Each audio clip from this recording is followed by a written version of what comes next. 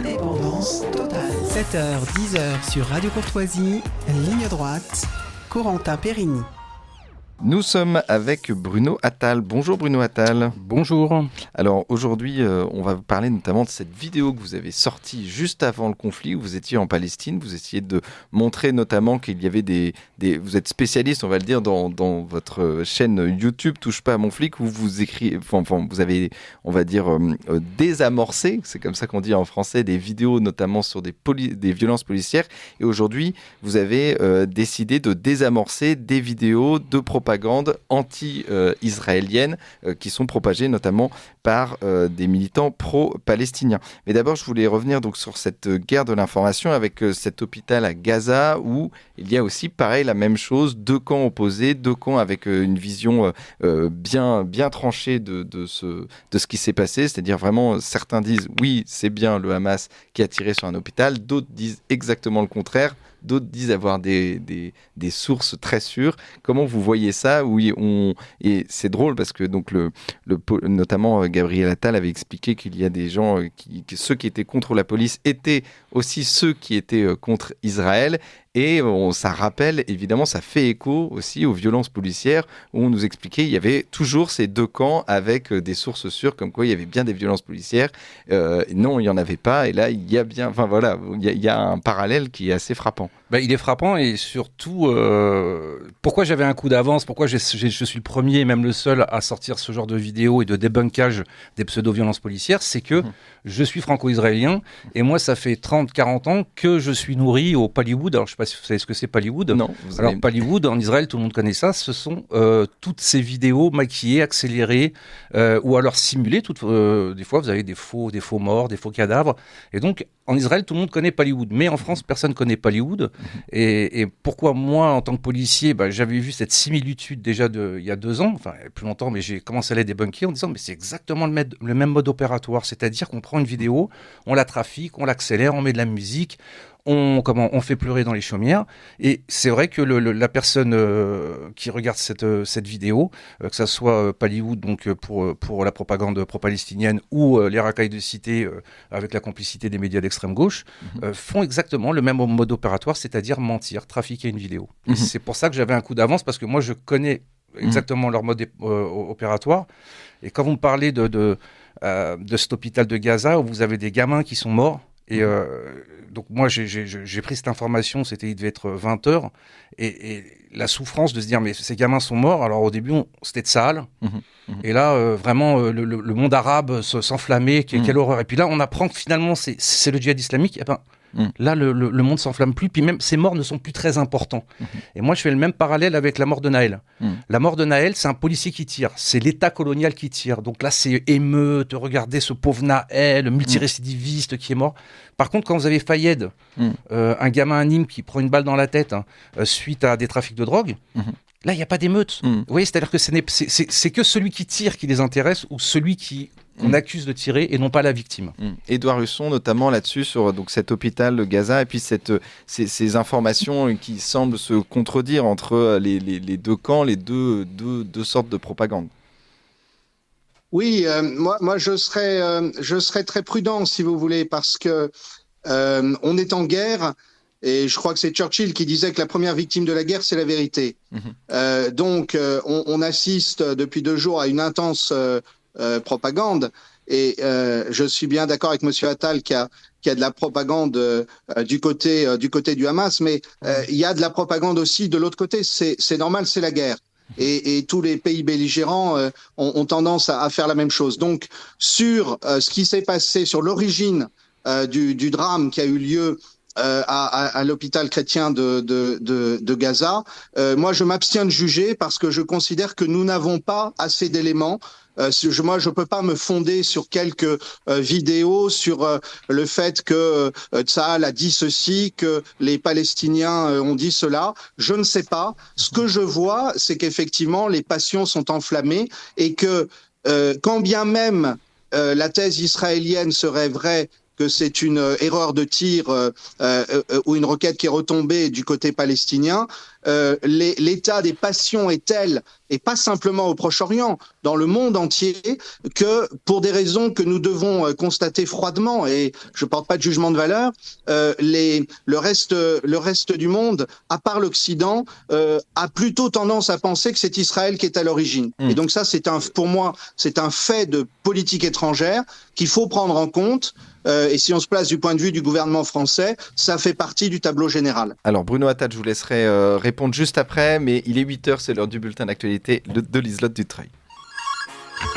Ligne droite. Allez, venez, Milord, vous asseoir à ma table. Ici, c'est confortable. La table ronde. Et on parlait évidemment de cet hôpital de Gaza donc, qui a été bombardé. On ne sait pas l'origine des tirs. Donc on prétend qu'il y a donc évidemment deux propagandes qui s'opposent. Bruno Attal, vous voulez réagir là-dessus ? Oui, enfin évidemment qu'il y a la propagande des deux côtés, mais entre un État démocratique et le Hamas, qui est quand même une organisation qui tue des enfants, une organisation qui se sert de sa population comme bouclier humain. Je ne sais pas pourquoi, mais j'aurais plutôt tendance à croire les Israéliens. Et de toute façon, même si les Israéliens vous apportaient 4 ou 5 preuves au Hamas, comme les vidéos de Al Jazeera, comme si c'était un bombardement, ça serait un cratère. Enfin voilà, l'échange aussi de deux terroristes du Hamas qu'ils ont publié. On peut ramener toutes les preuves du monde. De toute façon, le monde arabe dirait que ça vient d'Israël. Donc voilà, moi j'ai plutôt tendance à croire les démocrates que les terroristes. Alors, on va être avec Claude Kors qui est sur place en Israël. Bonjour Claude Kors. Oui, bonjour Quentin, tu vas bien ? Très bien, très bien. Alors, j'aimerais savoir où est-ce que vous êtes exactement en Israël. Vous êtes pas loin évidemment de la bande de Gaza. Oui, alors bonjour à tous. Effectivement, on a quitté tardivement cette nuit Sderot après les tirs de Tzahal qui ont repris en fin de journée. Alors, j'ai surpris la fin de la conversation avec vos invités sur la nuance qu'on formule autour de la responsabilité ou non des forces armées israéliennes dans l'opération de l'hôpital. Vu d'ici, tout ça paraît bien anecdotique parce que après la période de sidération qui a suivi les attentats, la ville de Sderot, qui aujourd'hui est une ville morte, il reste 3000 habitants environ sur les 30 000 que compte la ville d'habitude. Le temps est à la colère et donc, bien évidemment, le point de vue est complètement différent. Les gens qui restent ici sont là par conviction, pour ceux qui sont restés, certains parce qu'ils n'ont pas les moyens d'aller ailleurs. Mais tous partagent la même détermination sur le fait que tant que le Hamas existera, et pour certains disent-ils physiquement, la menace perdurera et l'existence d'Israël reste menacée. Donc le point de vue européen paraît très consensuel et très mou. Et justement, quand ils vous en parlent, eux, qu'est-ce qu'ils vous expliquent ? Ils vous expliquent que ça peut être un tir israélien, que ça peut être un tir ou alors un tir du Hamas. Qu'en pensent justement les Israéliens sur place ? Oui, alors effectivement, encore une fois, ce que je suggérais à travers cette remarque, c'est que il est difficile de demander à des gens qui ont vécu dans leur chair des assauts sanglants. Il y a encore des carcasses de voitures pas loin du seul supermarché de la ville où j'étais hier soir. Ces gens vous disent, écoutez, ce genre de considération sur la responsabilité des attentats, des attaques, ne nous concerne pas. Nous avons un ennemi et cet ennemi, il faut le détruire. Mais on a quelque chose qui est encore très émotionnel. Le temps de la raison, le temps des responsabilités, notamment en ce qui concerne les déficits sécuritaires et politiques qui pourraient mettre en cause Netanyahou, n'est pas du tout venu. On est vraiment dans la partie qui suit l'état de sidération, c'est celui de la revanche et c'est celui de la colère. Par conséquent, personne ici ne saurait dire que l'attaque de l'hôpital n'est autre chose qu'une opération de propagande menée sur un tir défectueux d'un missile du Hamas. En l'occurrence, on met en cause d'ailleurs le djihad islamique plutôt que le Hamas, si on veut rentrer dans la nuance sur cette opération.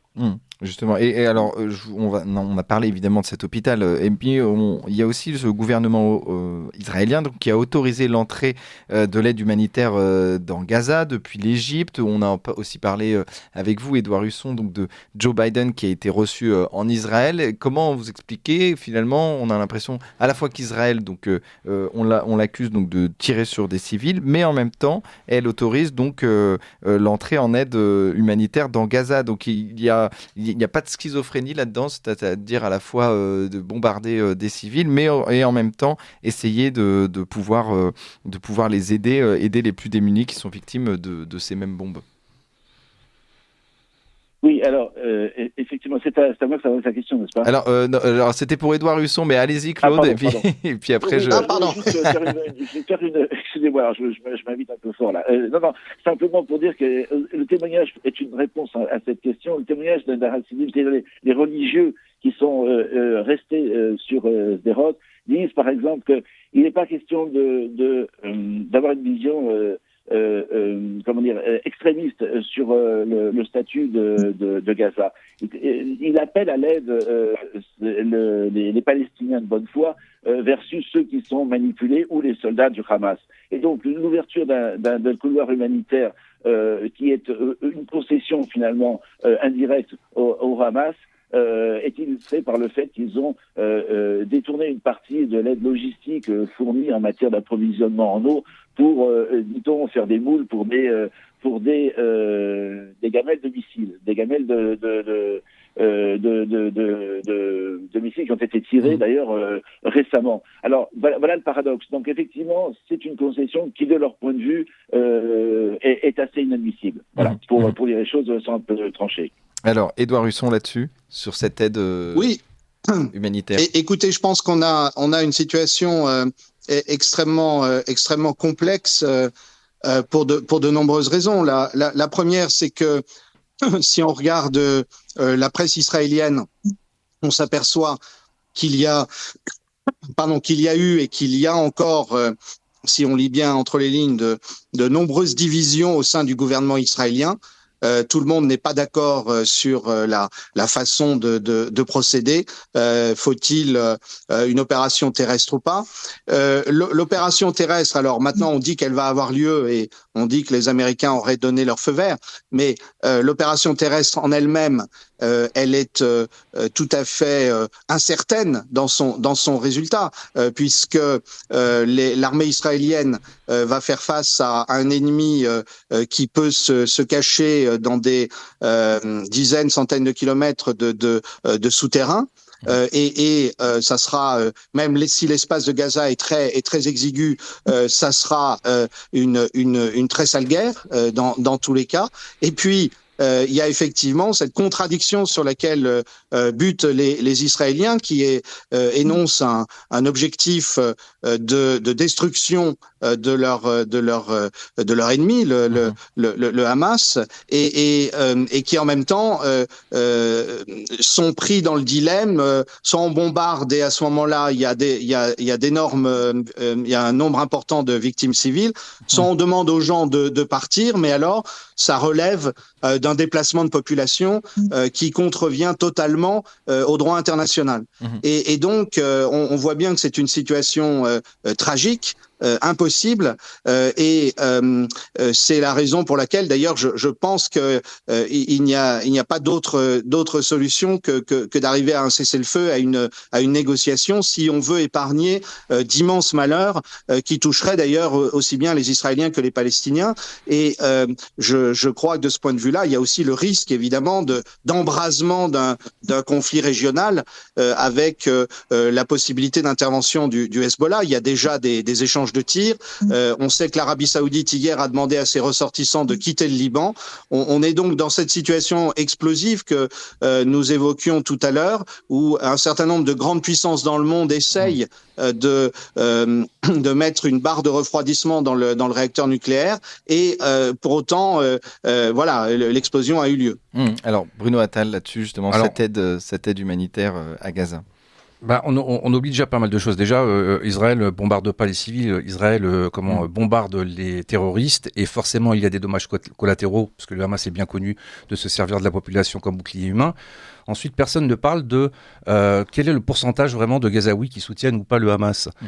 J'ai une journaliste de LCI qui disait que 90% des Gazaouis soutiennent le Hamas, donc ils sont complices du Hamas. Il y a eu un sondage sur CNews qui est sorti qui dit que finalement un Gazaoui sur deux préférait que ça soit Israël qui s'occupe de Gaza que le Hamas. Donc, et le Hamas a été élu démocratiquement. Voilà. Alors c'était en 2005-2006. Maintenant, la moitié de la population a moins de 25 ans. Donc finalement, c'est pas vraiment eux qui ont voté. Mais finalement, personne se pose aussi la question, mais pourquoi le peuple gazaoui ne se révolte pas? Donc est-ce qu'il est complice ou pas? Et puis vous oubliez aussi un critère ultra important. On a des otages. On a même des otages français là-bas. Donc aujourd'hui, qui ici, quel auditeur, s'il savait que son enfant, sa femme, sa mère se retrouvent otages, se dirait mais est-ce qu'on envoie vraiment la cavalerie? Est-ce que vraiment on pilonne ou on pilonne pas? S'il y avait une personne de ma famille qui se trouvait à Gaza otage, on pilonne et j'irais moi-même. Donc pour vous dire que il faut se mettre à la place des Israéliens et des Français parce qu'aujourd'hui nous avons nos compatriotes qui sont pris en otage dans la bande de Gaza. Donc voilà, couloir humanitaire. L'armée israélienne est une armée avec qui veut faire le moins de morts civiles, mais nous avons des otages et donc il faudra tout faire. La vie de nos otages, ce sont de réels innocents, alors que quand on bombarde Gaza, que fait la population gazaoui? Qu'elle se révolte contre le Hamas qui leur pourrit la vie, qui les fait vivre sous la charia, qui défenesse les homosexuels, qui égorge les opposants ou qui lapide les femmes. Donc que ce peuple se révolte. Édouard Husson, vous voulez réagir là-dessus? Alors oui, c'est peut-être là que nous différons. C'est, vous dites, s'il y avait quelqu'un de ma famille qui était otage là-bas, moi je réponds à la même question.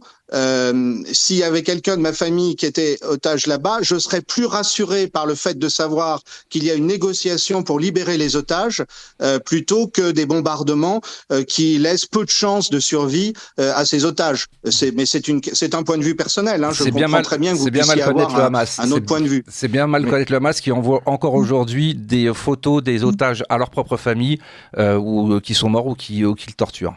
Je vous propose juste qu'on retrouve Claude Corse.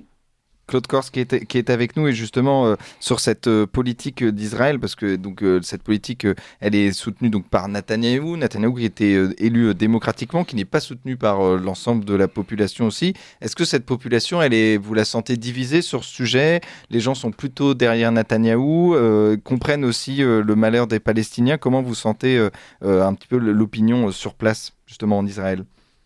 Oui, alors effectivement, la question se pose, mais la réponse est tue.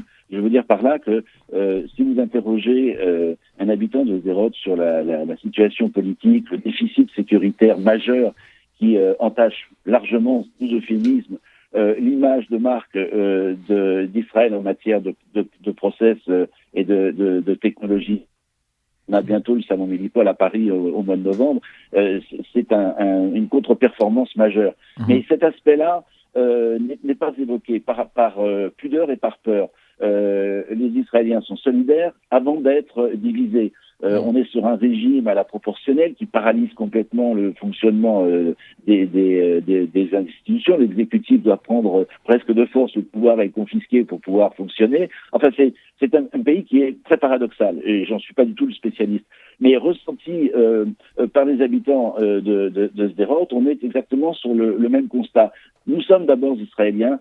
Viendra le temps du bilan, de se poser la question de cette affaire de la barrière qui a fait défaut et de mettre en cause Netanyahou sur son manque de vision autour de la préparation de cette affaire et surtout du délai de réponse qui a causé des morts. Mais poser cette question-là est presque indécent ici. On ne peut pas le faire. Un journaliste pose la question, mais la pose une seule fois parce qu'on lui dit très rapidement, écoutez, on est en train de faire la guerre au Hamas qui veut nous détruire. C'est la première fois et personne ne s'y attendait que des soldats en armes et quand je dis en armes, ils étaient réellement armés en lourd et en nombre, ont déferlé sur la ville.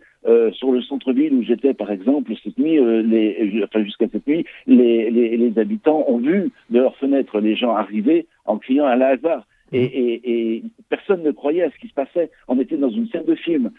Par conséquent, s'interroger sur la légitimité, la fragilité réelle et accepter. Je serai samedi à Tel Aviv pour rejoindre un groupe qui continue de manifester, de médecins, et notamment de médecins de l'hôpital d'Ashkelon, qui continuent de manifester contre le gouvernement de Netanyahou, mais sans faire l'erreur de fragiliser la crédibilité d'Israël sur le terrain militaire vis-à-vis de son ennemi, un ennemi commun qui s'appelle le Hamas. Vous voyez, la nuance, elle est là.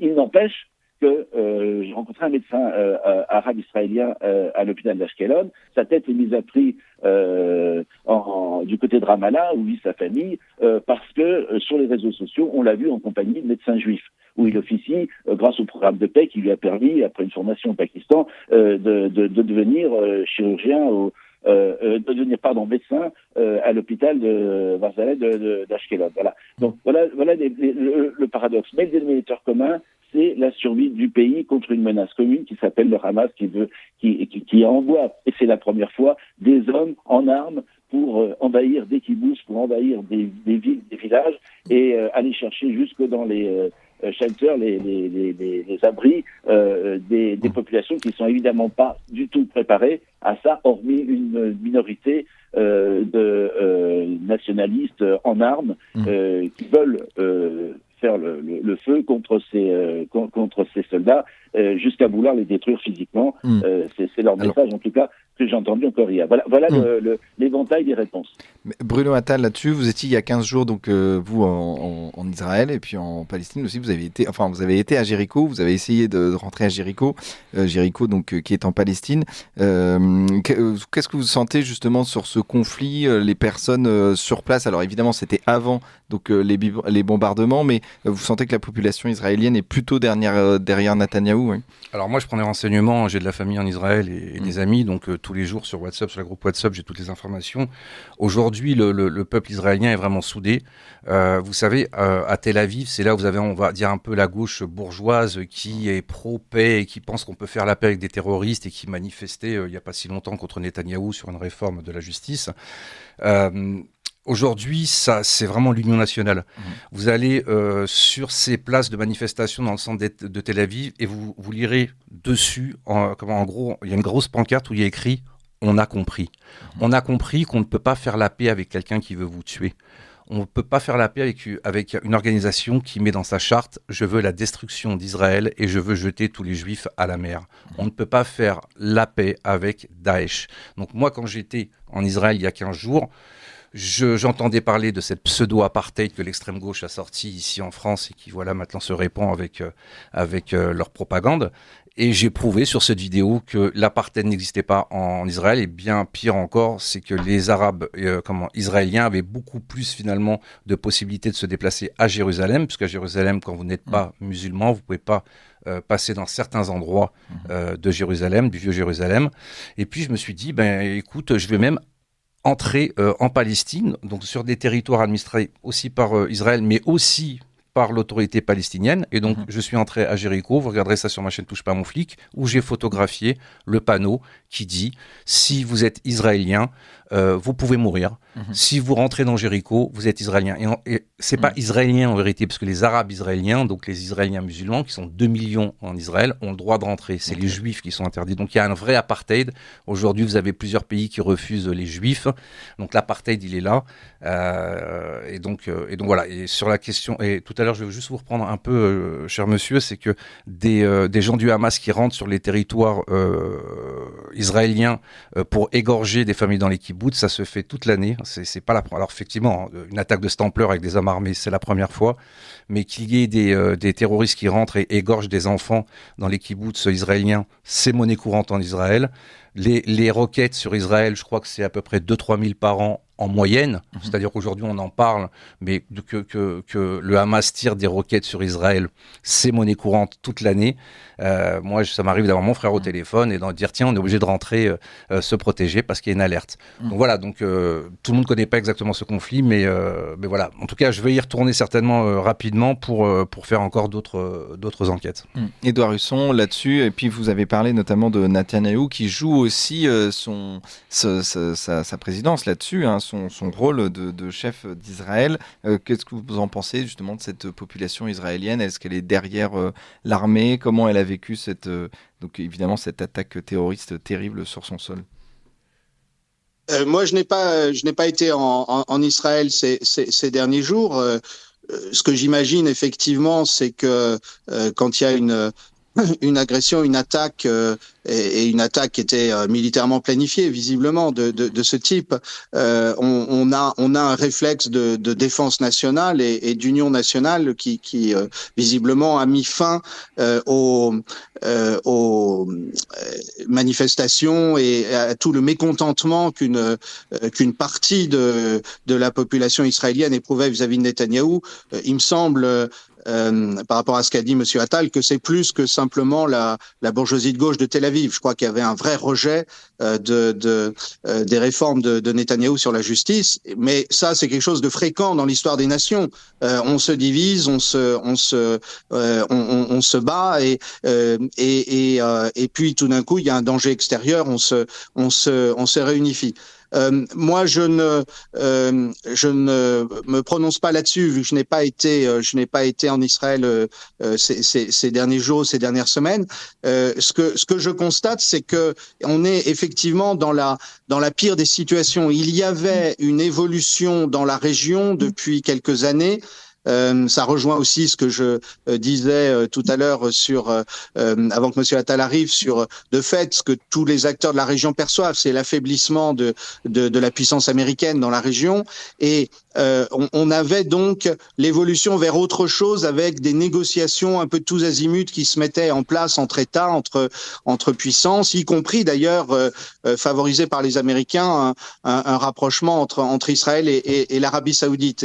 Et moi, j'étais très frappé, par exemple, les dernières fois où j'étais en Israël, de voir que le discours sur le rôle de la Russie dans la région n'était pas du tout négatif. Au contraire, on pensait que c'était un facteur de stabilisation, que la Russie était un partenaire difficile pour les Israéliens, mais en même temps qu'il y avait l'avantage de parler avec tous les États de la région, ce que l'État d'Israël ne peut pas faire.